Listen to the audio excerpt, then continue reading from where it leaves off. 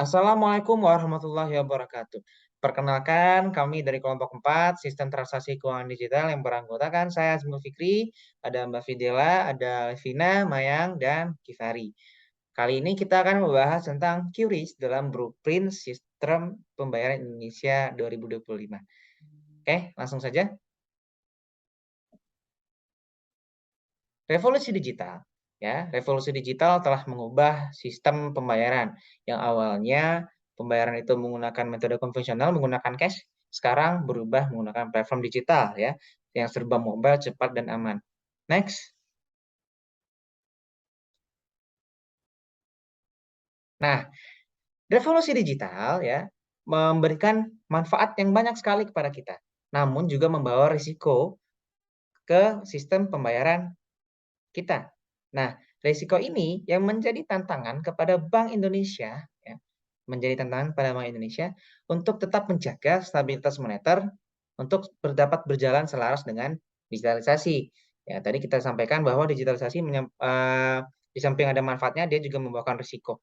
Nah, untuk menghadapi tantangan itu, ya, Bank Indonesia merumuskan yang namanya Blueprint Sistem Pembayaran Indonesia 2025. Oke, next. Nah, dalam Blueprint Sistem Pembayaran Indonesia 2025 ini ya, ada 5 visi. Ya, 5 visi. Yang pertama, yaitu mendukung integrasi ekonomi keuangan digital nasional, ya. Kemudian mendukung digitalisasi perbankan sebagai lembaga utama dalam ekonomi keuangan. Kemudian menjamin interlink antara fintech dengan perbankan, ya. Kemudian menjamin keseimbangan antara inovasi dengan consumer protection, ya. Jadi pelanggan dilindungi. Kemudian menjamin kepentingan nasional dalam ekonomi keuangan digital. Next. Nah, di dalam mewujudkan 5 visi tadi, ya, ada 5 inisiatif. Yang pertama itu open banking ya, melalui API (Application Programming Interface). Kemudian ada pembayaran retail ya. Di sana ada BI Fast, GPN, Gerbang Pembayaran Nasional. Kemudian ada QRIS yang nanti akan kita bahas. Kemudian ada data yang saya sampaikan tadi. Kemudian infrastruktur pasar keuangan dan pengaturan perizinan dan pengawasan. Next. Oke, sistem pembayaran retail. Nah, tadi saya sudah sampaikan ya, sistem pembayaran retail merupakan salah satu inisiatif dalam mewujudkan visi Blueprint Sistem Pembayaran Indonesia 2025. Di dalam sistem pembayaran retail ini ada QRIS. Ya. Sekarang manfaat dari QRIS ini kita sudah rasakan. Ya. Kalau kita belanja keluar pengen beli makan, hampir semua merchant sekarang udah ada QRIS-nya. Ya, kalau di pinggir-pinggir jalan itu sekarang udah pakai QRIS, jadi bayarnya tinggal scan aja. Ya, kita bisa langsung bayar, nggak perlu bawa cash lagi. Nah, inilah visi ya dari Blueprint Sistem Pembayaran Indonesia 2025 ini, dan kita sudah merasakan dampaknya saat ini. Nah, untuk membahas detail tentang QRIS ini akan dijelaskan oleh teman saya, beberapa teman saya berikut ini, yang kemudian akan dijelaskan oleh Mbak Fidela Jessica. Oke, next. Oke, sebelum kita masuk ke QRIS, kita harus tahu dulu penjelasan QR Code. QR Code adalah sebuah kode matris dua dimensi yang memiliki kemampuan menyimpan data alfanumerik, karakter, dan simbol. QR Code ini membantu perangkat dalam mengirim sejumlah data agar kegiatan yang dilakukan bisa terlaksana dengan cepat, efisien, dan simpel, khususnya dalam transaksi keuangan. QR Code sebagai metode pembayaran. Penggunaan QR Code sebagai metode pembayaran di Indonesia menggunakan sistem closed loop. Sistem closed loop merupakan pembayaran di mana hanya dapat dilakukan pada merchant yang memiliki akun dari PJSP yang sama. Infrastruktur sistem pembayaran yang bersifat eksklusif ini menjadi kurang efisien karena keterbatasan interkoneksi. Oke, next. Agar penggunaan QR Code di era digital ekonomi bisa maksimal, maka dibuatlah standar kode QR untuk pembayaran atau lebih dikenal dengan QRIS. Oke, next. QRIS atau Quick Response Code Indonesian Standard adalah standarisasi pembayaran menggunakan metode QR Code dari Bank Indonesia agar proses transaksi dengan QR kode menjadi lebih mudah, cepat, dan terjaga keamanannya. Oke. Di sini kita bisa lihat sebelum dan sesudahnya adanya QRIS. Sebelumnya yaitu pengguna hanya dapat memindai QR dari satu penyelenggara jasa sistem pembayaran atau PJSP. Sesudah adanya QRIS yaitu pengguna dapat memindai QR dari semua penyelenggara jasa sistem pembayaran atau PJSP. Next. Berikut adalah perkembangan dari QRIS. Yang pertama itu pada 17 Agustus 2019, QRIS pertama kali diluncurkan oleh Bank Indonesia. Selanjutnya pada 31 Desember 2019 dilakukan penyesuaian di mana pihak-pihak yang terlibat dalam penggunaan QR kode pembayaran wajib menyesuaikan QR kode yang digunakan sesuai dengan standarisasi QRIS. Pada 2020 dilakukan pengembangan dengan metode pembayaran QRIS atau Customer Present Mode atau CPM mulai dikembangkan. Next. Dalam peluncurannya, Bank Indonesia menyampaikan bahwa QRIS mengusung semangat unggul, yaitu universal, gampang, untung, langsung, yang merupakan karakteristik dari QRIS itu sendiri. Selanjutnya akan dijelaskan oleh teman saya, Mayang. Baik, terima kasih. Dan untuk selanjutnya yaitu mengenai jenis pembayaran QRIS. Di sini jenis pembayaran QRIS ada dua, yaitu Merchant Presented Mode atau MPM dan juga Customer Presented Mode atau CPM. Nah, di sini dari gambar ilustrasi ini dapat kita lihat ya dua perbedaannya. Boleh lanjut? Nah, yang pertama yaitu MPM atau Merchant Presented Mode. Nah, kalau MPM ini penggunaannya yaitu dengan merchant menampilkan QR code pada media stiker, papan informasi, atau LCD, yang kemudian di-scan dengan menggunakan ponsel konsumen. Jadi perlu kita ingat ya, kalau MPM itu merchant yang menunjukkan QR code. Nah, MPM sendiri ini dibagi menjadi dua, ada QRIS MPM statis dan juga QRIS MPM dinamis. Di mana kalau QR MPM statis ini, si pembeli itu harus memasukkan angka yang harus dibayar. Nah, sedangkan kalau dinamis, di sini merchant sudah memberikan QR code yang berbeda-beda untuk masing-masing konsumen. Sehingga konsumen hanya tinggal meng-scan dan akan langsung muncul berapa harga yang harus dibayar.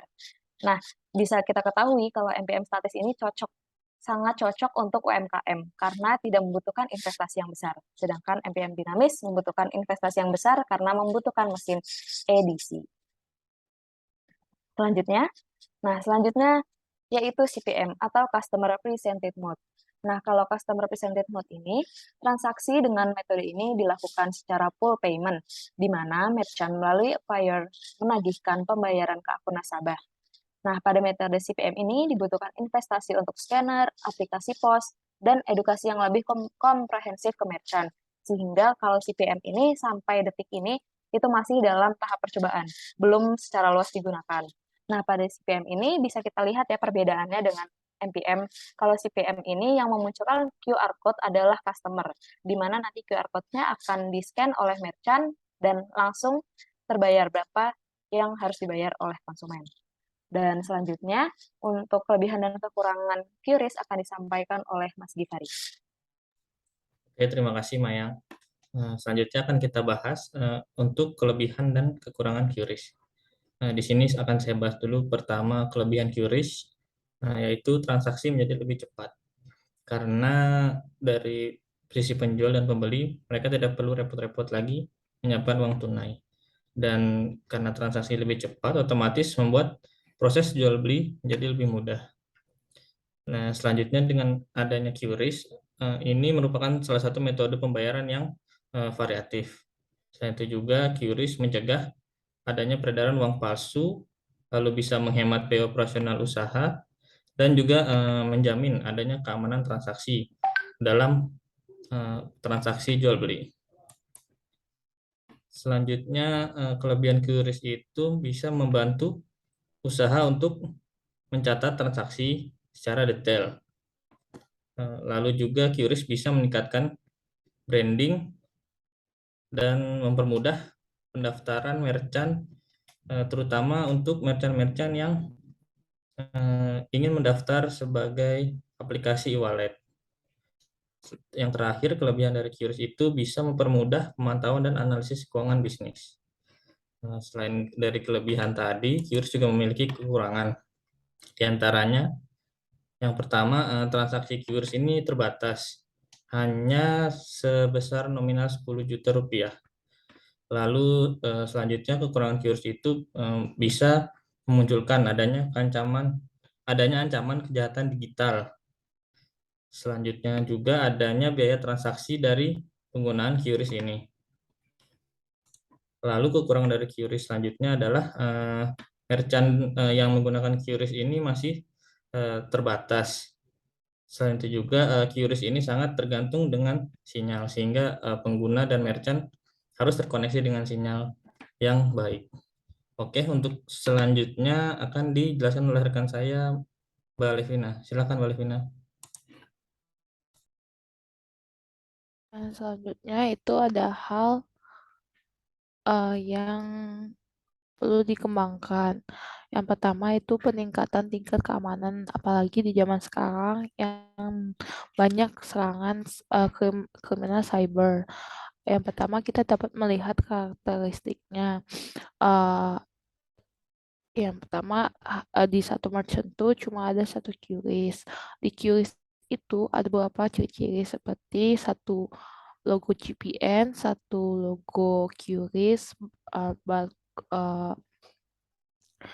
barcode yang kotak persegi, dan juga tidak ada nomor PJSP.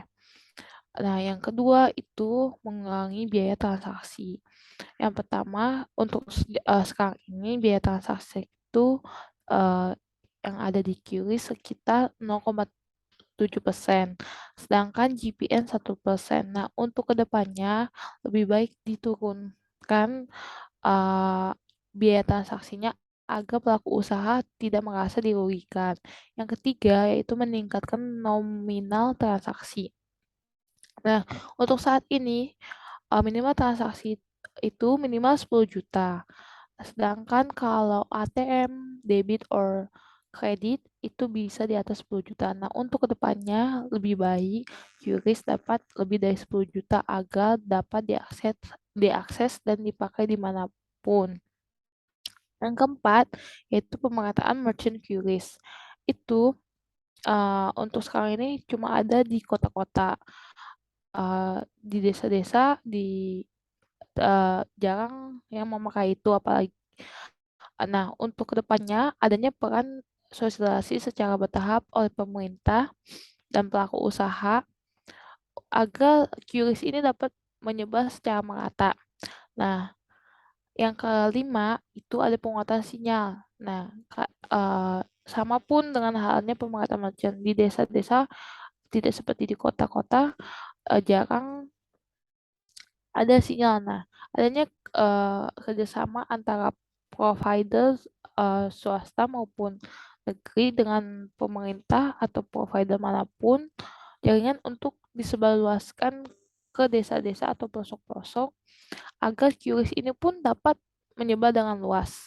Nah, sekian hal-hal yang perlu dikembangkan. Selanjutnya masuk ke dalam kesimpulan. Nah, akhir dari PPT ini dapat disimpulkan sebagai berikut. QRIS memberikan kemudahan dan kecepatan dalam melakukan transaksi pembayaran. Memang dalam implementasi sistem pembayaran melalui QRIS masih memiliki kekurangan di dalamnya. Namun, visi ke depannya agar dapat mengatasi segala kekurangan dan terus melakukan penyempurnaan. Sekian dan terima kasih dari kelompok kami. Oke, terima kasih atas perhatiannya. Sekian dari kelompok kami. Assalamualaikum warahmatullahi wabarakatuh.